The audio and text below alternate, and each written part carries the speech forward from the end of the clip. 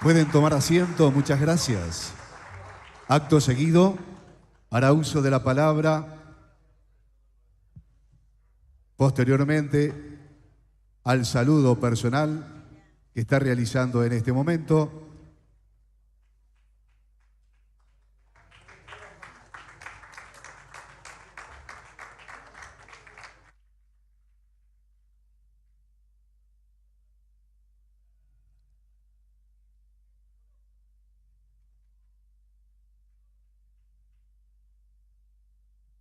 Finalizada la instancia de saludos personalizados, el señor presidente, doctor Javier Milei, se dirige al atril correspondiente para dirigirnos la palabra.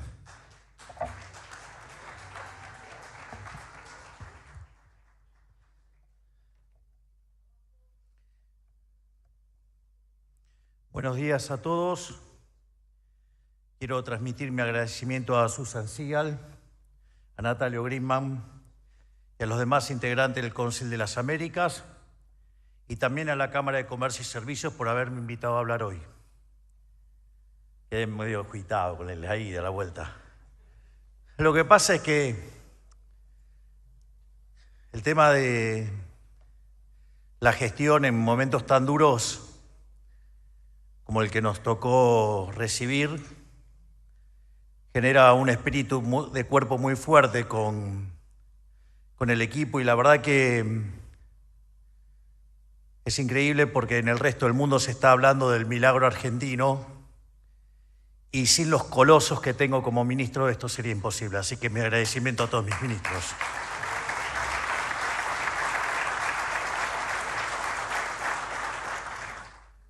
También aprovecho para saludar a los disertantes de los distintos paneles que tuvieron lugar el día de hoy, así como también a los miembros del Gabinete Nacional que han venido a defender nuestra gestión. Y también, ¿por qué no?, a los gobernadores que acompañan y son parte del espíritu de época que vino a cambiar la Argentina. Celebro que cada vez somos más aquellos que dejan de lado las mezquindades y las diferencias para ponernos de acuerdo en los pilares fundamentales de este cambio, el cual hemos institucionalizado con la firma del Pacto de Mayo el pasado 9 de julio en Tucumán. Quiero comenzar haciendo un repaso del estado de la situación en el que nos encontramos hoy camino a 9 meses de haber iniciado nuestro gobierno. Los acontecimientos de la economía argentina y del mundo son tan dinámicos que a veces es fácil perder la perspectiva amplia de los procesos y subestimar o no dimensionar lo suficiente todos los avances que hemos alcanzado en materia de gestión. O sea, es habitual que en economía y en política a veces el árbol tape el bosque. Por eso estoy acá para contarles de primera mano el camino que ya hemos recorrido y el que aún nos espera por recorrer. Esta administración ha tenido que enfrentarse a la peor de las crisis heredadas, tanto a nivel económico como político, de toda la historia argentina. Concretamente, al momento de asumir, combinábamos lo peor de las 3 peores crisis de la Argentina. Teníamos un desequilibrio monetario que era por lo menos el doble al de la previa del Rodrigazo en 1975. Teníamos un Banco Central quebrado, aún peor que lo que había en el año 89 previo a la hiperinflación de Alfonsín, y los indicadores sociales eran peores que los del 2001. Es decir, era la suma de todos los males. Era una verdadera papa caliente. En ese sentido, digamos, con mucho valor, con mucha valentía, enfrentamos este desafío. Es decir, porque concretamente recibimos un país al borde del default y la hiperinflación, con déficit gemelos por 17 puntos del PBI. Teníamos la deuda de la CIRA por cerca de 50.000 millones de dólares. Teníamos deuda en pesos venciendo prontamente por el equivalente a 90.000 millones de dólares. Teníamos deuda externa por vencer por 25.000 millones de dólares. Además, teníamos en el Banco Central el equivalente de 4 bases monetarias que vencían en un día. Teníamos escondido el tema de los puts, entre otras cosas. Y en ese contexto, evidentemente, el gobierno que se fue esperaba que resolviéramos, no como liberales libertarios, sino que esperaba que resolviéramos como liberales libertarados, de modo tal que los problemas de stocks y flujos combinados derivaran en una tremenda hiperinflación y, digamos, en enero poder volver, pero ya con todo el ajuste hecho por el mercado, de la peor manera y con las consecuencias que ahora dentro de un rato voy a describir si no hubiéramos hecho el programa que hicimos. Es decir, estaba claramente premeditado para que voláramos por los aires en menos de un mes. A todo esto además se le agregaba tarifas atrasadas y otros precios importantes de la economía pisados, equivalentes a 1/5 de su valor. A su vez, el Banco Central tenía reservas netas negativas por 11.000 millones de dólares. Es decir, estábamos en condición de ir directamente a la peor crisis de nuestra historia. Eso nos hubiera dejado una hiperinflación anual en torno al 17.000%, una contracción del PBI de más de 15 puntos del PBI, un índice de desempleo que hubiera llegado a 30%, digamos, y como ha pasado en otras experiencias de estas características, seguramente la cantidad de pobres hubiera llegado al 90% y la cantidad de indigentes al 50%. Es decir, hubiéramos tenido una verdadera catástrofe. Pero todo esto no resultó un impedimento para que nos hiciéramos cargo del problema. Iniciáramos la reconstrucción del país encomendada por la ciudadanía a través de las urnas. Es así como logramos el ajuste fiscal más grande de la historia de la humanidad. Para que tengamos una idea, el ajuste, nosotros encontramos un déficit consolidado de 15 puntos del PBI, 5 en el Tesoro y 10 en el Banco Central. Naturalmente nos decían que hacer un ajuste en el Tesoro de 1 punto por año era una enormidad. Por lo tanto, creo que lo más suave que nos han dicho de querer lograr el déficit cero en el primer año de gobierno, por lo menos nos habrían tildado de locos. Y en eso, gracias a la enorme gestión del ministro Caputo, nosotros hemos logrado el superávit financiero, o sea, el tan mentado déficit cero de verdad, en el primer mes de gestión.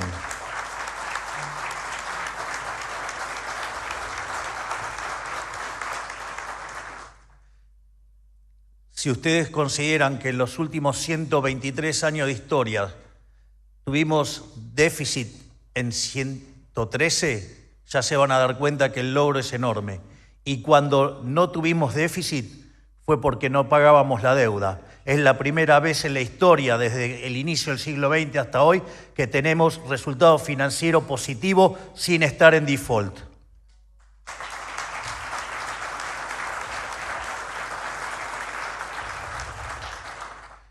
Por otra parte, estaba la cuestión del cuasifiscal, que eran 10 puntos del PBI. Naturalmente nadie hablaba de ese tema. Un tema demasiado sofisticado para el público en general, pero que era una bomba que efectivamente había que resolver.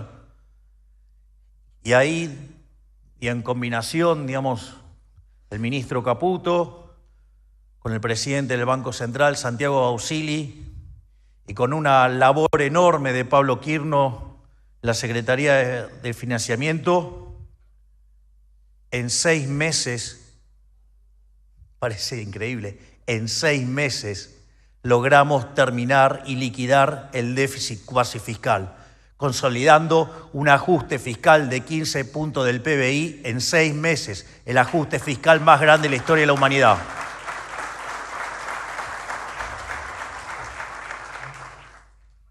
Terminamos con el financiamiento del Tesoro vía emisión monetaria.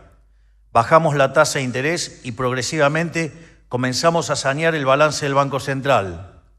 Desde que iniciamos la fase 2 de nuestro programa, ya no existe ninguna canilla de emisión monetaria en la República Argentina.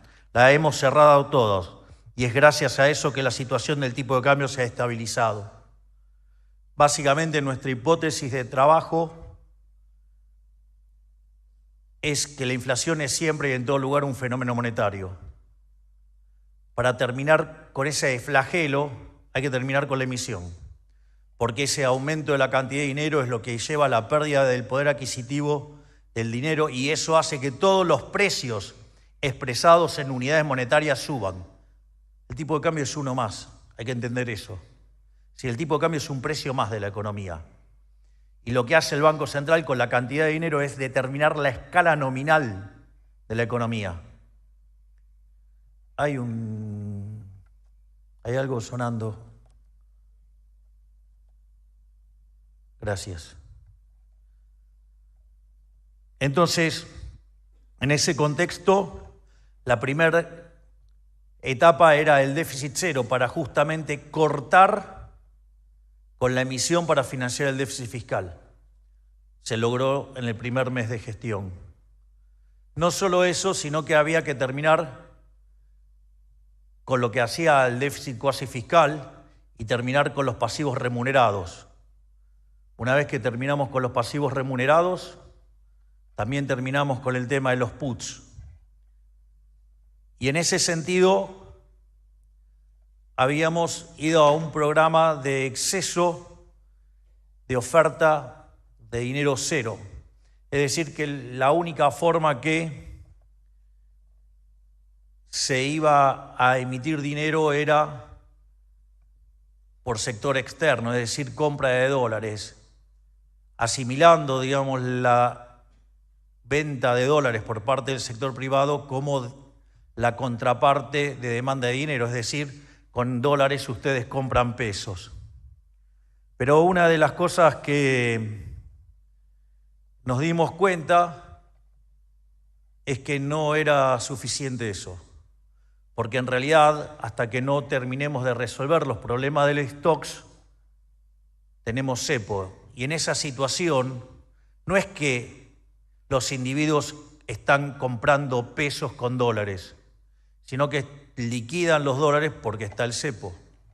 Por lo tanto, no es cierto que sea genuina demanda de dinero.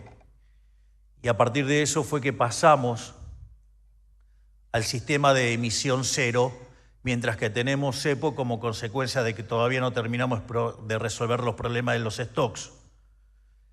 Eso es interesante porque de manera malintencionada o por ignorancia, hablan de intervención, de que estábamos interviniendo en el mercado de cambios.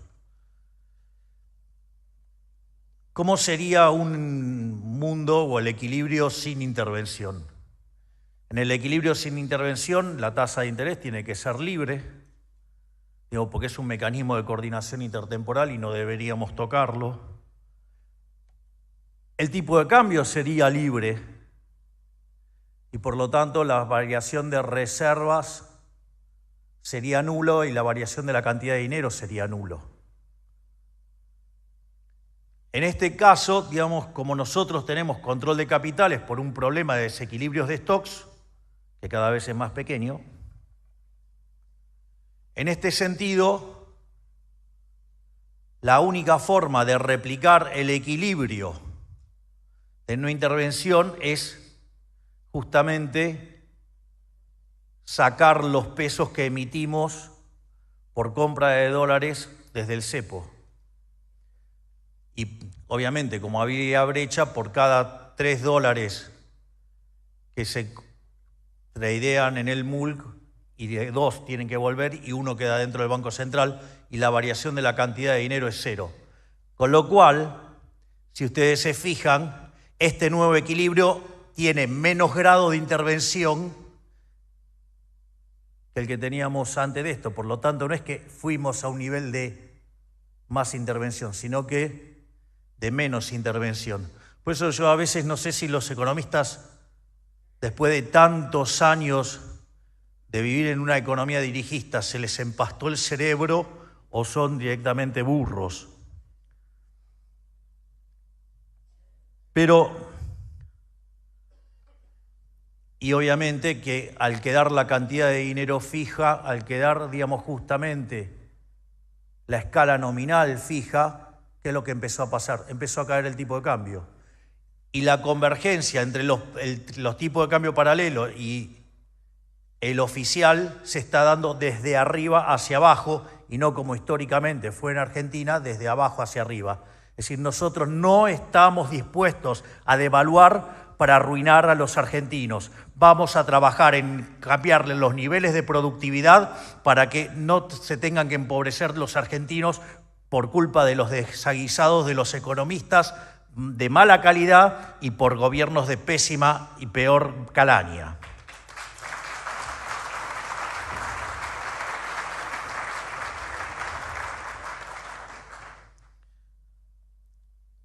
Igual todavía seguimos pagando los platos rotos del verdadero masazo que fue la emisión de 13 puntos del PBI en el último año.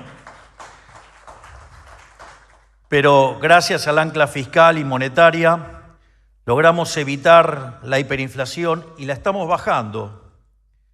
De hecho, a mí siempre me gusta trabajar con el tema de la inflación de mayoristas, porque es la que se va anticipando al comportamiento de la inflación.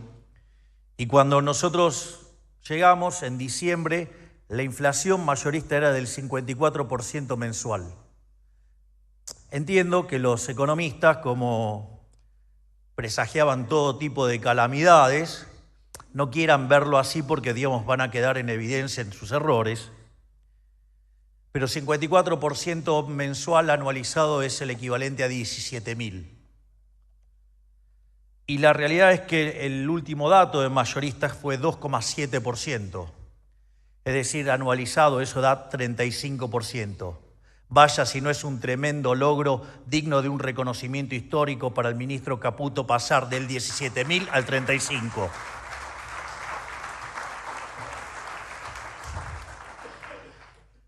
Pero tengo más para reconocerle al ministro Caputo todavía. Falta. Ahora, 2,7%, pero también tengo un sistema de crawling peg, es decir, que en algún sentido nosotros estamos habilitando ese piso de inflación de 2. Obviamente, porque hay que recomponer todo un problema de stocks.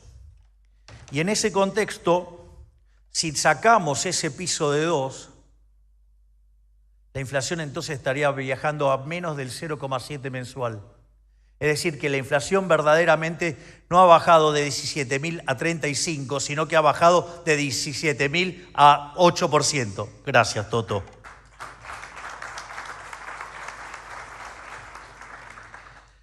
Y la verdad que todo esto lo estamos haciendo a través de mecanismos de mercados y no a través del chamanismo económico al que nos tenían acostumbrados los políticos.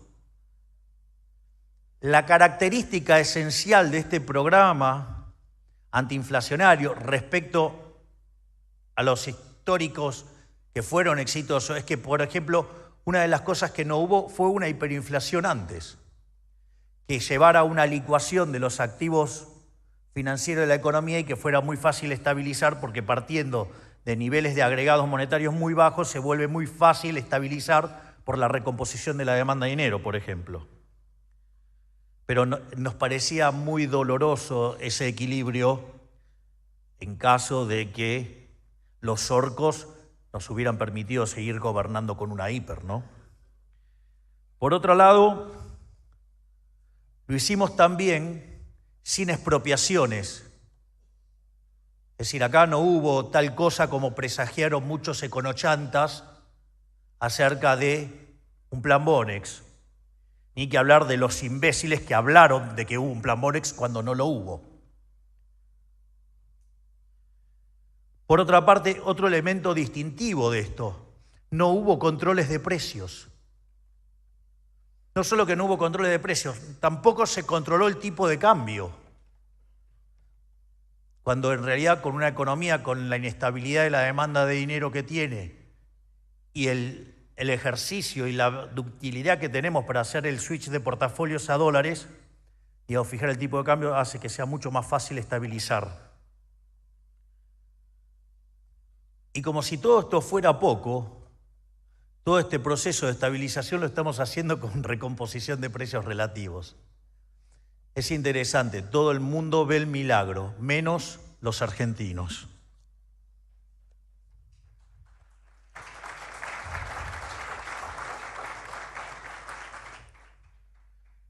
Pero no solo nos quedamos en las cuestiones vinculadas a la estabilización de corto plazo, si ustedes quieren, con un diseño agresivo en materia fiscal, agresivo en materia monetaria y acomodando el sector externo hasta que se recompongan los stocks.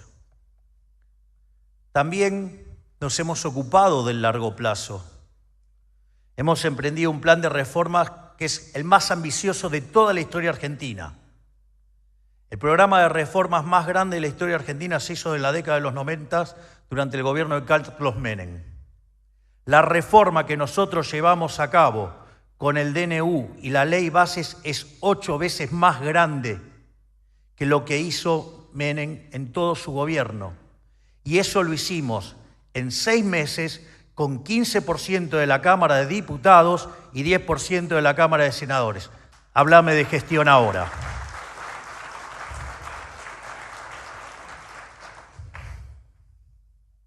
Además, nuestro programa económico tiene muchas aristas y frente de batallas, pero se sostiene sobre 3 grandes fundamentos.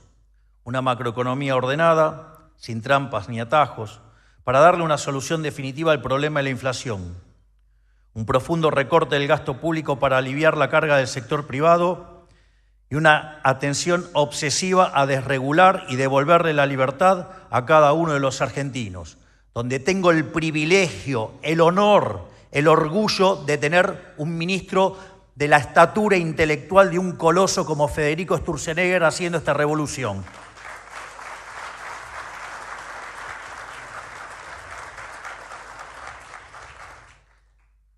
Soy cholulo de mis ministros, verán. Digo, porque algún imbécil dijo que me rodeo de mediocres para lucirme yo. Pero bueno, ¿de qué se puede esperar del círculo rojo analógico? Pero bueno, ahí están. Que sigan prediciendo que ganaba Massa y todas esas cosas. Pero bueno, en ese sentido, para lograr el primero hemos asumido un compromiso innegociable con el equilibrio fiscal. La economía tiene reglas claras. La primera es que no se puede gastar más de lo que uno le ingresa. Punto, basta, se terminó, no hay más nada que decir. De hecho, cuando le dimos la espalda y nos pusimos a despilfarrar lo que no había, no solo nos fue pésimo, sino que lo que más perdieron son los que menos tienen, que pagaron los platos rotos con impuesto inflacionario. Desde inicios del siglo XX hasta hoy, en la metodología de Cerro Meloni, Argentina tuvo 22 crisis. De esas 22, 20 tienen origen fiscal. Está todo dicho. Y por eso también les quiero adelantar algo de lo que vamos a hacer en materia del presupuesto. Vamos a rediseñar la forma en la que se escribe el presupuesto. El presupuesto se plantea un conjunto de gastos, se hace una estimación de ingresos y de ahí deriva el resultado primario, tienen la carga de los intereses, sale el resultado financiero y de ahí sale el financiamiento. Nosotros decidimos que no vamos a usar esa metodología. Nuestra metodología se va a llamar déficit cero. Y déficit cero implica que el resultado financiero es cero. Por lo tanto, no necesito estar tomando nueva deuda. Es decir, Argentina deja de tomar nueva deuda.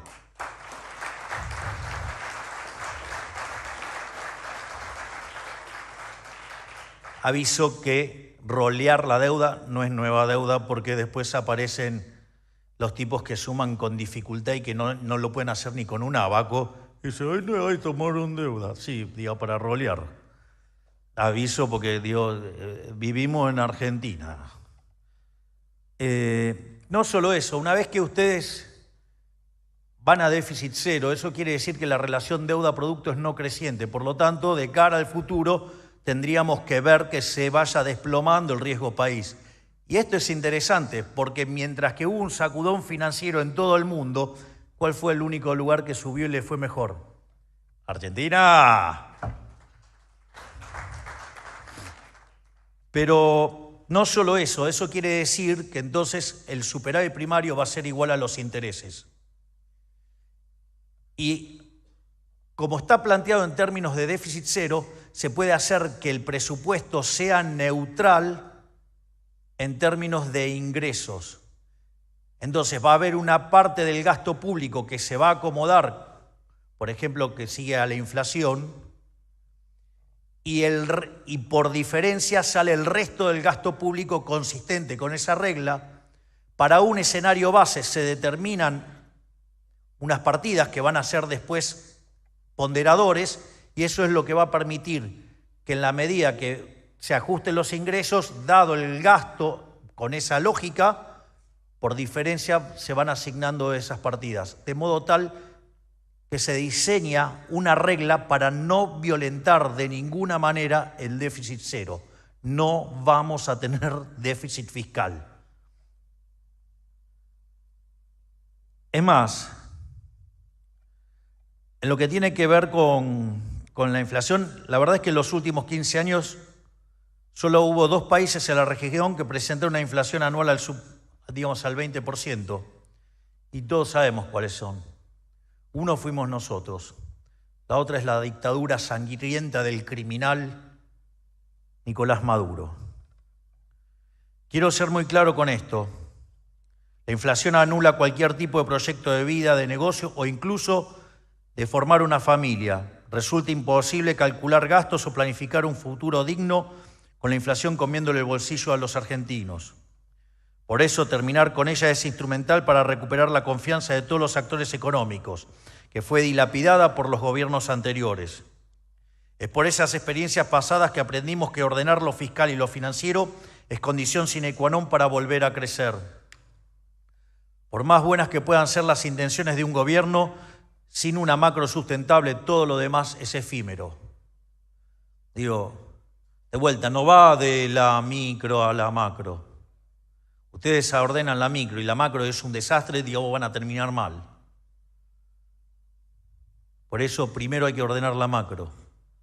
Primero tienen que terminar y exterminar la inflación. ¿Para qué? Para que el sistema de precios empiece a transmitir la información de manera correcta y para que de esa manera se asignen los recursos eficientemente. No hay otro mecanismo. Y por eso hacemos del equilibrio fiscal un mandamiento, uno que trascienda cualquier cambio de gestión y logre quedar para la posteridad.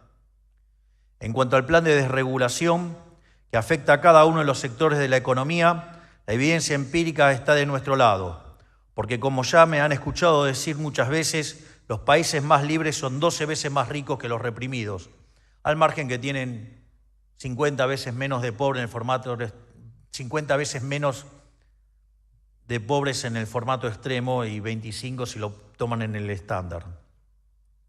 Pero esto implica luchar, entre otras cosas, contra los intereses particulares de la casta empresarial, los intereses de la casta sindical y en especial contra los intereses de la casta política, que es la que protege esos intereses sectoriales. Algo que el ministro Sturzenegger llama ingeniosamente el Triángulo de las Bermudas, porque en el vértice entre esos elementos el país entero desaparece. Todo esto que estamos haciendo ya está rindiendo resultados. Tan solo en el mes de julio subieron los índices de patentamiento en un 19%, la producción de auto un 48%, las ventas minoristas un 40%, la construcción un 12% y la actividad en el mercado inmobiliario un 36%. Cuando empiezan a mirar el mapa de actividad o el semáforo, si ustedes quieren, cada vez avanza más el color verde. Y técnicamente la recesión tocó o tuvo su peor momento entre los meses de abril y mayo. Vayamos a las declaraciones que hacíamos por ese tiempo, que decíamos lo peor ya pasó, y naturalmente los econochantas decían lo peor está por venir. que son los mismos que nos presagiaron que la inflación, por ejemplo, no iba a poder romper un piso de 7. Y ahora estamos viendo si va por debajo de 4 en minoristas, ¿no? Pero bueno, así estamos. Una parte de estos pilares que sean una realidad es posible gracias al trabajo mancomunado que llevan adelante los equipos técnicos encabezados por los ministros de Economía y de Regulación, Toto y Federico, que desde que asumieron han llevado adelante lo que solo puede ser catalogado como una gesta heroica, que sin duda van a pasar a la historia. Nosotros vamos en serio.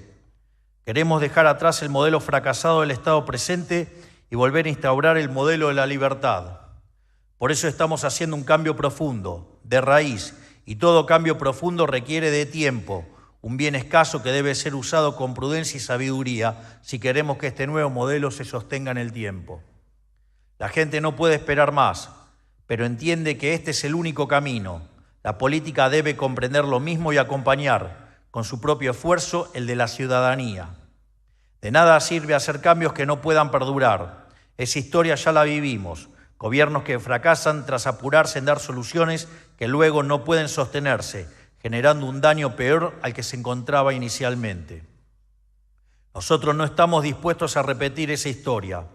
Por eso, créanme, luego les digo que nadie tiene tantas ganas como yo salir del cepo, pero como ya he dicho en otra oportunidad, quitar los parches sin antes solucionar el problema de fondo sería agravar la crisis que heredamos. Esto me recuerda a lo que decía Milton Friedman sobre la inflación y el alcoholismo. En ambos casos, cuando los alcohólicos comienzan a beber o cuando los países comienzan a darle a la impresora de billetes, los efectos buenos vienen primero y los efectos malos llegan después. Cuando llega la cura es todo lo contrario, empiezan por lo malo y después viene lo bueno.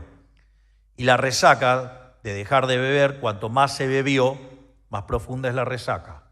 Imagínense con los 20 años de populismo que traemos a costa. Era claro que no iba a ser un lecho de rosas. Por eso les pido que vean la película completa y no solo la foto. No nos importan las presiones, vengan de donde vengan, porque nosotros no vinimos aquí a hacer demagogia. Vinimos aquí a cambiar las cosas en serio y para siempre. En la medida que vayamos saneando el Banco Central, podremos retirar las restricciones cambiarias y eso generará mayor inversión y expansión de la actividad económica. Que dicho sea de paso, hay elementos que impulsan el crecimiento económico. Es falso que no se puede crecer, mientras que esté el cepo. Eso es una falacia también. Y voy a explicar por qué. Primero hay elementos que están haciendo el rebote. Yo no lo considero crecimiento, pero muchos miran la tasa del PBI y ya con eso hablan de crecimiento. Pero hay factores que hacen al rebote, a la recuperación, y hay factores que van a hacer al largo plazo, al crecimiento. En cuanto al rebote, ustedes lo que van a tener es lo siguiente: hay recomposición del salario real, hay recomposición de las jubilaciones en términos reales. Por lo tanto, eso lo que va a permitir es que la demanda se empiece a expandir en un contexto de alta capacidad instalada ociosa. Por lo tanto, eso es una de las partes del rebote y que todo el tiempo pueden estar viendo cómo el salario le está ganando a la inflación y también las jubilaciones. El otro tema es el tema del ciclo de los stocks. Sobre el final del gobierno anterior, como se veía venir la crisis, muchas empresas que hicieron para cubrirse se estoqueaban. Eso hizo que la actividad durante la última parte del gobierno anterior no cayera todo lo que tenía que caer. Y eso exacerbó la caída que tuvimos durante la primera parte de este año. Por lo tanto, la propia recomposición de los stocks, eso va a también generar un rebote. A su vez también quiero mencionar sobre las cuestiones cuantitativas, porque todo con el plan Platita y con las expansiones y todo, en el último trimestre la economía el año pasado cayó 2,5%. Y nosotros haciendo el ajuste más grande de la historia de la humanidad, 2,6%. ¿Lo quieren tomar interanual para mostrar lo peor? 5,1%. cuando en el 2002 se hizo el ajuste fiscal, no de estas magnitudes, bastante menor, la caída fue del 16%. Por lo tanto, digamos, eso también implica que el ajuste se supo hacer de manera inteligente y teniendo en cuenta la protección de los más vulnerables. Pero no solo eso, sino que además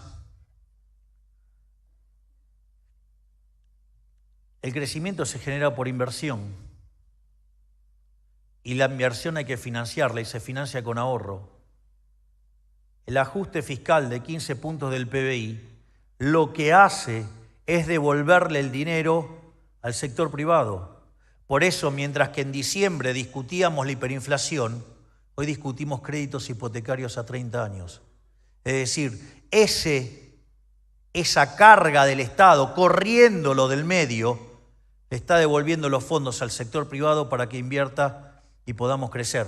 Eso sí, yo no les voy a decir quién tiene que invertir. Yo no soy comunista, no soy socialista. Yo creo en el mercado, lo tienen que hacer ustedes. Vamos, háganlo.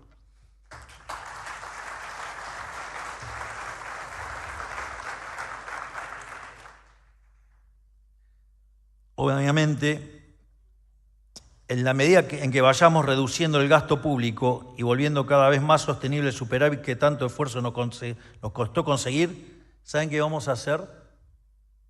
Vamos a bajar impuestos. Es decir, cuando sobre recursos, vamos a bajar impuestos.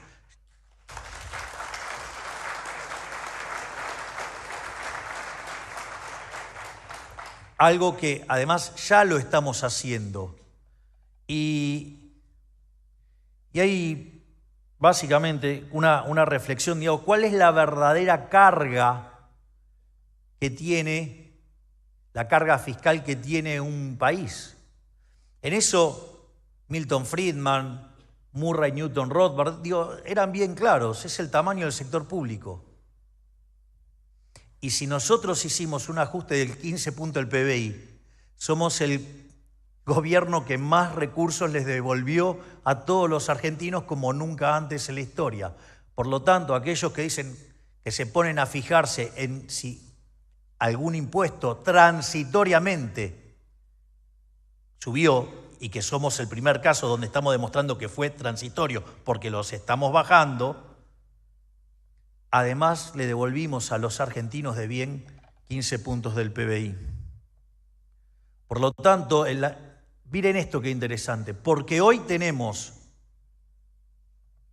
déficit cero, pero en un contexto que viene de una recesión.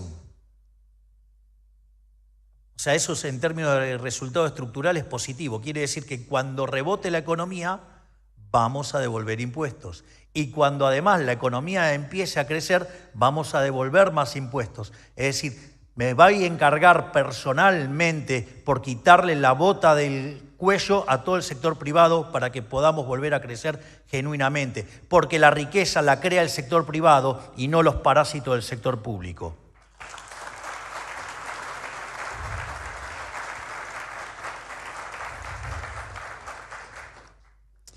Obviamente que si no lo estamos haciendo a la velocidad que nos gustaría, es porque aún no están dadas las condiciones. Y dar el paso a las apuradas es poner en riesgo todo lo que hemos conseguido hasta ahora. Esto no es un tema menor. Es mucho más fácil hacerlo en el papel que instrumentarlo. En especial cuando del otro lado están los orcos. Entonces, claro, porque parece un chiste. Aparte, ¿sabe? Yo les voy a decir algo, esto lo dice siempre brillantemente de Pablo. Dice, lo hace con el caso del cepo. Bueno, hay que abrir, hay que hacer esto, hay que hacer lo otro. ¿No? Ahora, si nosotros hacemos eso y nos llevaban puesto, terminábamos con una brutal crisis. Y cuando viene la brutal crisis, ese que estaba escribiendo desde un escritorio estas cosas cómodamente, agarra y dice una cosa, ¿por qué no se debería haber hecho esto? Ustedes se dan cuenta, ¿no? Es decir, lo único que hace es cambiar lo que escribió en el papel. En el medio, digamos, se pueden llevar puesto un gobierno. Entonces, lo que nosotros vamos a hacer es respetar los tiempos y condiciones que tiene nuestro programa económico. el mismo que le propusimos a la sociedad y el mismo que acompañó con su voto. Si ustedes se fijan, nosotros no fijamos las metas y tiempo. Nosotros lo que hacemos es, vamos cumpliendo metas y en la medida que vamos cumpliendo las metas, vamos dando los pasos y vamos avanzando. Es decir, entonces, ¿cuál es la ansiedad? Sacar el cepo, es decir, la fase 3. Bueno, ¿eso cuándo va a ocurrir? Cuando hayamos cortado definitivamente con la emisión monetaria. Eso va a ocurrir cuando la base monetaria en el formato convencional termine de igualarse a la base monetaria amplia, que quiere decir que todo el sobrante de dinero se eliminó. La contracara de eso van a ver que la tasa de inflación va a estar muy parecida o tendiendo a cero, y quiere decir que cuando eso pase no existe sobrante de pesos. Si no existen sobrante de pesos, claramente puedo abrir, porque es como darle un revólver sin balas. Por más que quieran tirar, no pueden porque no van a tener balas. Y como nosotros estamos sacando todos los pesos, y como de acá en adelante, además vamos a sacar cerca de 8 billones de pesos, le puedo asegurar que lo que le va a faltar a esta economía son pesos. Y cuando eso pase, porque ahí entran todos en alerta y les agarra ataques de desesperación, claro, digo, nunca en su vida vivieron el mundo con la cantidad de dinero fija. Nosotros hablamos de competencia de monedas o el término de dolarización endógena. Lo voy a plantear en dólares porque es más fácil, digo, para que así no estoy hablando de cosas que les pueden resultar muy abstractas. Si ustedes tuvieran tipo de cambio fijo, el aumento de la demanda de dinero se va a traducir en ¿qué? Que con sus dólares compran pesos. Y eso es lo que expande la cantidad de dinero. En ese caso, la oferta de dinero está mapeada con la demanda de dinero. Pero ¿qué es lo que pasa? Ustedes están dejando esos dólares adentro del balance del Banco Central. ¿Y cuál es el problema con eso? Que siempre puede aparecer un gobierno de delincuentes y manotear las reservas del Banco Central. Digo, que son los mismos imbéciles que dicen, no, el problema de la nueva regla monetaria es que ahora no acumulamos reservas.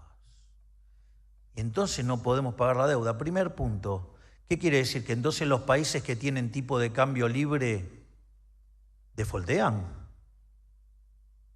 Digo, la verdad es que me cuesta entender el nivel de torpeza de nuestros profesionales. Pero no solo eso. Vamos a seguirles el razonamiento. Entonces ahora compramos los dólares desde el Banco Central para que el Tesoro pague la deuda. Es decir, perdón, lo voy a decir en latín, diría el profesor de Pablo, es decir, pero ustedes me están sugiriendo que le rompa el culo a los argentinos con impuesto inflacionario para pagar la deuda. Pero estamos todos locos.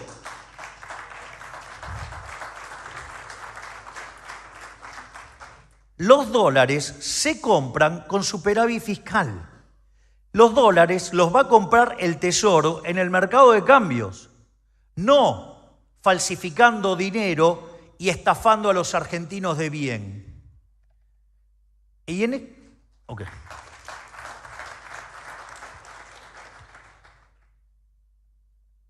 ese contexto, el otro gran temor que aparece es, bueno, pero si ahora la gente va a tener que traer los dólares para hacer las transacciones y yo tengo la cantidad de pesos fijos, voy a tener una brutal apreciación de la moneda. Y como voy a tener una brutal apreciación de la moneda, si eso ocurre más rápido que la velocidad a la cual modifico la estructura de la economía, esa apreciación me puede generar un problema en términos de actividad y empleo. Es por eso que nosotros hablamos de competencia de monedas o de dolarización endógena, porque cuando estemos en esa etapa pueden convivir las dos monedas y se pueden hacer las transacciones en las dos monedas, de modo tal que esa misma oferta de dólares que ustedes traen va a tener una contrapartida en demanda de dólares y entonces el tipo de cambio le queda estable y nadie tiene que ponerse a llorar apreciación. Es decir, para ganar competitividad se va a tener que hacer invirtiendo y no estafando a la gente. Por otra parte, hemos visto nuevamente en las últimas semanas, lo mencioné recién, la fragilidad del sistema financiero y monetario internacional. Se ha vuelto popular entre analistas la lectura que el mundo tiende cada vez más a la fragmentación en vez de la integración, más a la discordia en vez de la paz, más a la cerrazón que a la apertura, más a la retracción que a la búsqueda de nuevos mercados. Me imagino que muchos de ustedes se deben haber preguntado en algún momento cómo puede prosperar la Argentina en un mundo tan turbulento. ¿Cómo podemos avanzar cuando los demás retroceden? Bueno, de la misma manera que nos descolgamos antes, que a todos le iban bien y a nosotros no iba mal, digamos, podemos revertir eso, o al menos para hacer catching up. Yo les digo, no teman, porque contamos con ventajas que muchas veces no se ven, pero que gran parte del mundo no tiene, que son anclas que nos protegen frente a eventuales tormentas. La primera y más importante, nosotros estamos purgando al sistema económico argentino de un cáncer de décadas, que es el populismo monetario. En Argentina no va más tirarle una alfombra encima a las crisis tomando deuda e imprimiendo dinero. Aprendimos de una vez y para siempre que no sirve salir de la crisis con emisión. Lamentablemente, lo mismo no se puede decir del resto del mundo libre, que cada día se endeuda más y cada día licúa más el valor de sus monedas. Por eso no es casualidad que en el mundo el poder adquisitivo de la gente de a pie sea cada vez más bajo, a pesar de que las valuaciones de las empresas son cada vez más altas. Ellos están jugando con fuego, tomando de una medicina que en el largo plazo no es más que veneno. Bueno, nosotros no vamos a hacer populismo monetario, no nos importa que lo hagan los demás. Tenemos honestidad intelectual y un compromiso que hemos asumido con la sociedad para salir de la crisis que heredamos haciendo los deberes y con crecimiento genuino, no haciendo chamanismo económico que a la larga siempre engendra pobres que son los que terminan pagando esto. Haciendo las cosas bien, Argentina puede ir a contracorriente del mundo y ser un oasis de estabilidad en el desierto del populismo global. Segundo, 25 años de populismo económico, de default, violación de contrato y de imprevisibilidad jurídica nos han dejado en un país descapitalizado, con sus mejores empresas subvaluadas y con casi 300.000 millones de dólares de los argentinos fuera del sistema. Tercero, es en momentos de incertidumbre en las finanzas globales que las ventajas comparativas de los que gozamos como nación destacan por su valor. Tenemos sectores primarios dinámicos con fuentes de recursos inagotables, recursos que el mundo necesita y seguirá necesitando, esté en crisis o no. Tenemos la segunda reserva de shale oil más grande del mundo. Producimos alimentos para 500 millones de personas. Contamos con la tercera reserva de litio más grande del mundo. Reservas enormes de cobre aún sin explotar. Energía solar, eólica, hídrica, el acuífero guaraní y por si fuera poco tenemos recurso humano de primera categoría en todos los ámbitos profesionales. Tengo mis dudas con los economistas, gracias a los cuales hoy Argentina deja de ser una huella en el mundo a pesar de la trágica administración política del último siglo. De eso sí tenemos los peores del mundo. Digo, si no, no hubiera ganado yo.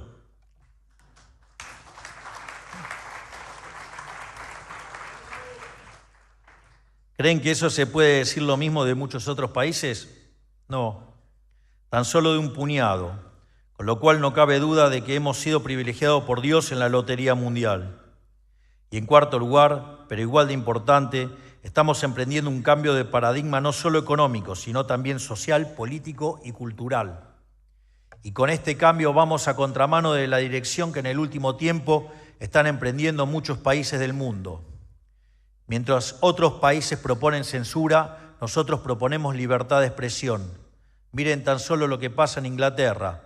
Desde que los socialistas llegaron al poder, están metiendo presa a la gente por postear en redes sociales. Bueno, a los periodistas de acá también les gustaría, porque, digamos, no les gusta que hayan perdido el monopolio del micrófono y poder utilizar esa herramienta para extorsionar y ensuciar, calumniar sin costo alguno. Las redes sociales les pasan facturas y no les gustan. Dejen de buscar fantasmas. Están recibiendo lo mismo que hicieron, pero nada más que la gente lo hace orgánicamente porque se dio cuenta que son unos delincuentes, muchos de ellos. A su vez, mientras otros están cada vez más cerca de caer en guerras culturales y religiosas que va a terminar por expulsar a gente de bien de sus países de origen, nosotros invitamos al resto del mundo libre a participar de un país en reconstrucción. Mientras otros castigan a quienes emprenden y producen, nosotros los celebramos. Los invitamos de nuevo al sistema. Mientras otros sacrifican la innovación, la creatividad y la libertad misma en el altar de una falsa moralina, nosotros desregulamos la economía y le devolvemos la autonomía al sector privado. Los argentinos ya nos dimos cuenta de que toda la perorata buenista es una estafa al servicio de la opresión. Ya nos dimos cuenta de que siempre los que se hacen los paladines de la moral y los defensores de los desahuciados terminan siendo los autores de las peores atrocidades. Y vaya que el sistema está crujiendo.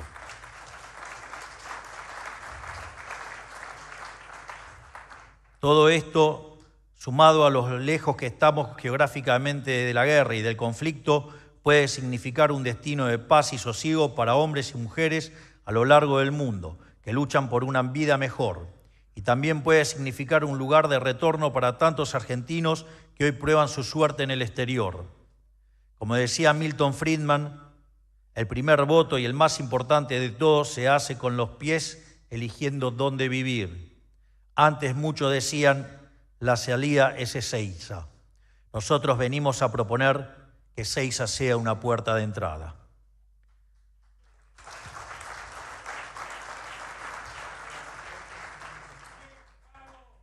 Gracias. Lo que quiero decir con todo esto es que tenemos la posibilidad de que la Argentina sea un refugio de desarrollo, paz y prosperidad para el mundo libre en las próximas décadas. Si el mundo siguiera por la senda que transitó desde la posguerra en adelante, la senda que va hacia mayor integración comercial y productiva, no solo nos va a ir bien, nos va a ir extraordinariamente bien.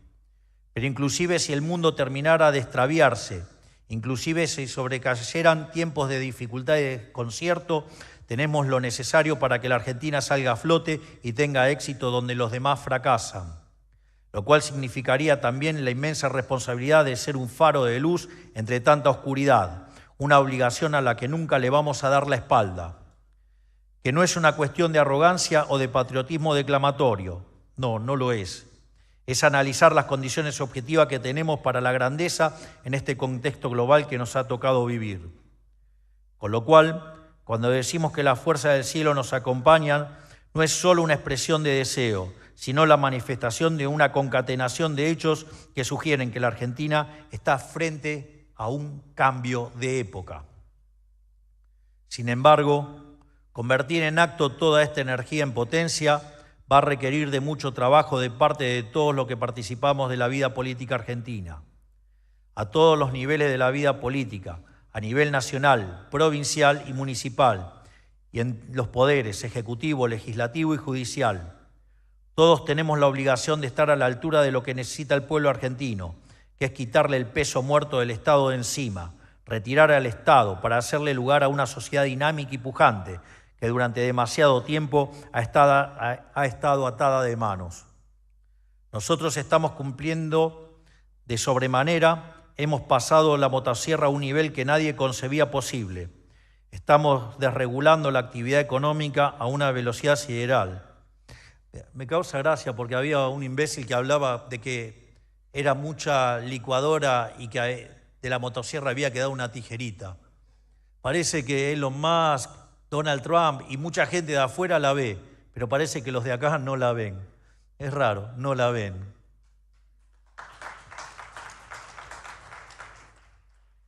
Pero volviendo a lo que estaba diciendo respecto a lo que excede a los estados, al Estado Nacional, especialmente a los jefes de estados provinciales, nos comprometimos en Tucumán a la inviolabilidad de la propiedad privada. Nos comprometimos a promover economías libres y desreguladas, aliviadas de la asfixia burocrática. No hay que tenerle miedo a liberar la iniciativa privada. El único efecto que va a generar es dinamizar la actividad económica. Les pido que estén en materia, tomen el ejemplo de la ley de alquileres. La desregulación aumentó fuertemente la oferta.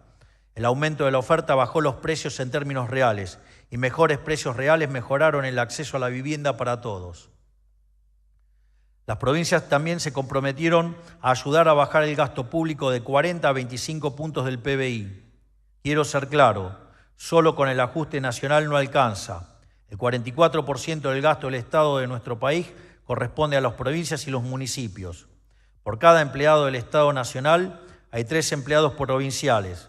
De modo que, si queremos cumplir esa meta, es fundamental el aporte de las provincias.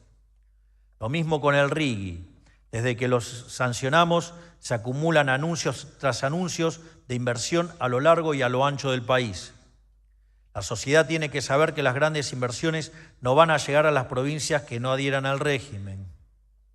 Y los políticos negadores de la realidad tendrán que elegir entre quitarse sus anteojeras ideológicas y acompañar el cambio, o condenar a sus propios ciudadanos privándolos de mayor actividad, más trabajo y más riqueza en sus distritos.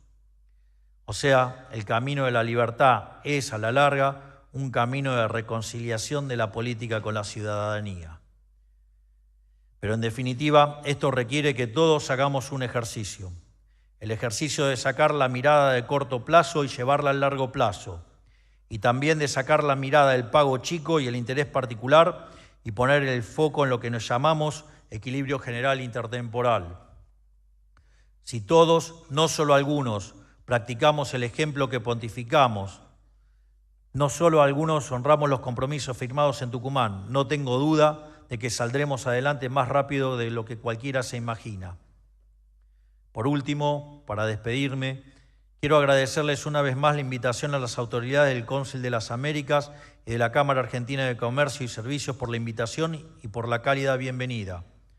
Agradecerles también a todos ustedes los presentes por escucharme. Hoy me puse un poquito denso, pido perdón, pero el orden espontáneo es así.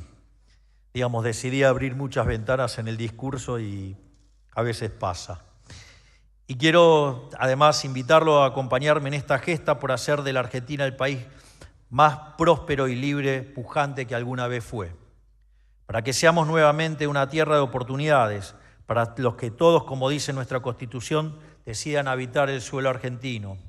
Ese lugar con el que soñaban personas de a pie, de trabajo, castigados por el hambre y la miseria, que vinieron a la Argentina, donde era un paraíso en el cual podían reconstruir sus vidas.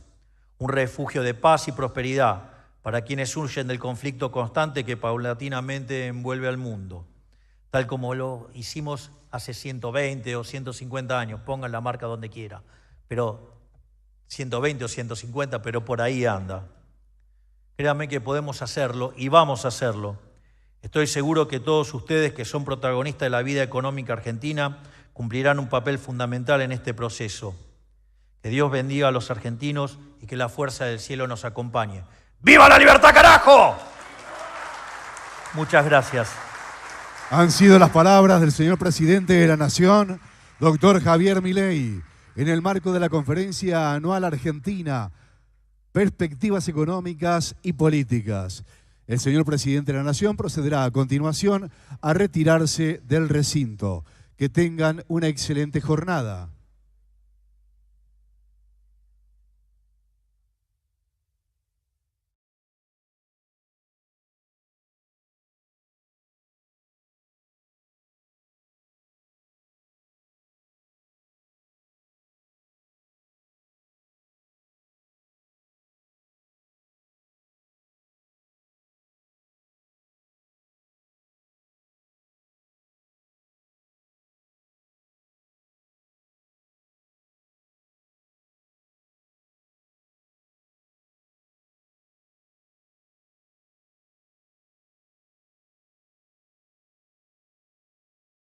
Incorporamos 150 inspectores que recorren 100 cuadras cada uno por día para que la ciudad esté más limpia y ordenada.